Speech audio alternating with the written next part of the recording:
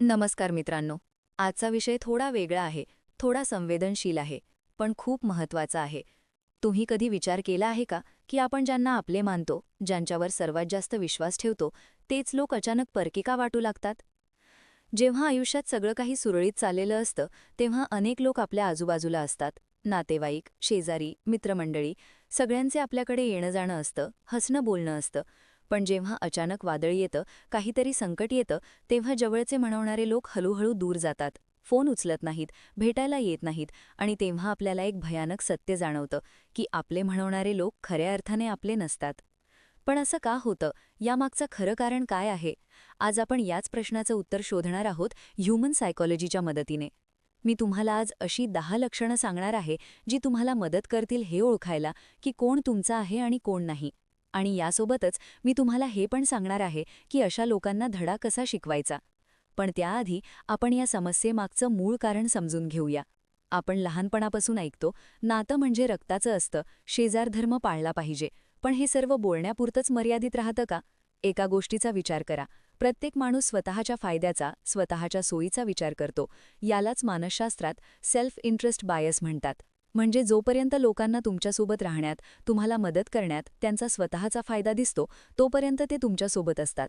तुमचा स्टेटस, तुमच्याकडे असलेले पैसे, तुमची प्रतिष्ठा या गोष्टी त्यांना आकर्षित करतात.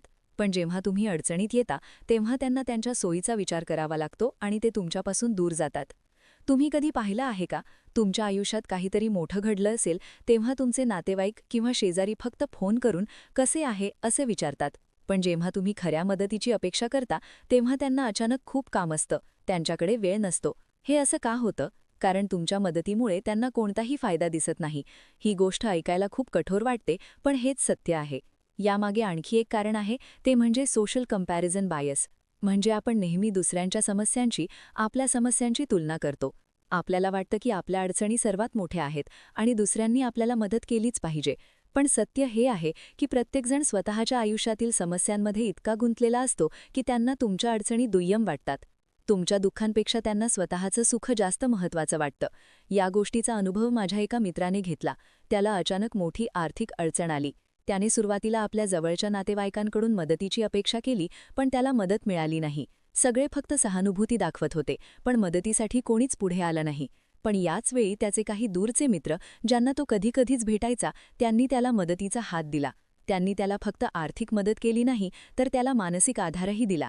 या अनुभवातून त्याला एक गोष्ट कळली, की खरी साथ ही रक्ताच्या नात्यावर किंवा जवळच्या अंतरावर अवलंबून नसते, ती अवलंबून असते मनाच्या सिन्सिअर भावनांवर. तुम्हाला कधी वाटलं आहे का, असे लोक नक्की ओळखायचे तरी कसे? त्यांचं वागणं पाहून ते आपले आहेत की नाही, हे कसं ठरवायचं? मी तुमच्यासाठी ही खास 10 लक्षणं घेऊन आलो आहे. 1. जे फक्त स्वार्थासाठी भेटतात. हे लोक फक्त तेव्हाच तुमच्याजवळ येतात, जेव्हा त्यांना तुमच्याकडून काहीतरी फायदा होत असतो. एकदा का त्यांचा स्वार्थ पूर्ण झाला, की ते तुम्हाला ओळखतही नाहीत. 2. जे सतत तुमची तुलना करतात.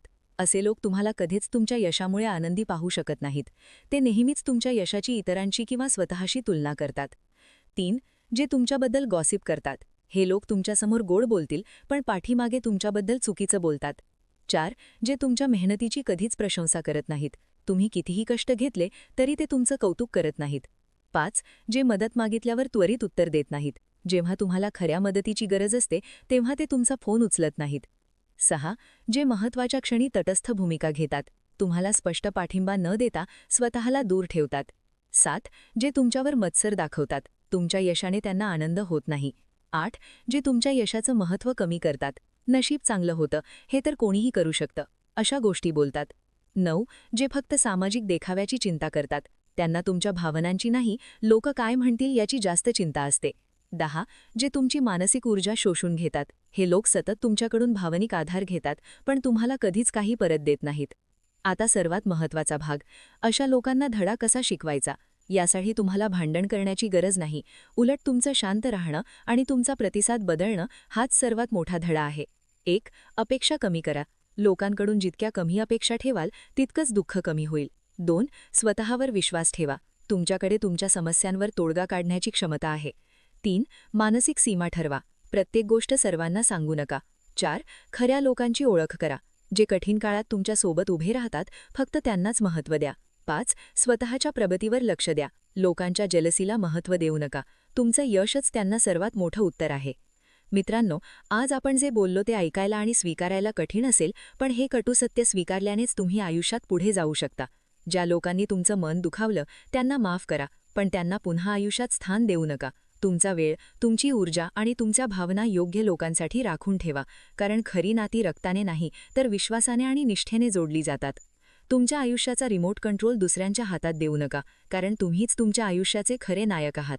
आजचा व्हिडिओ आवडला असेल तर व्हिडिओला एक लाईक नक्की करा आणि तुमच्या भावना कॉमेंटमध्ये जरूर सांगा.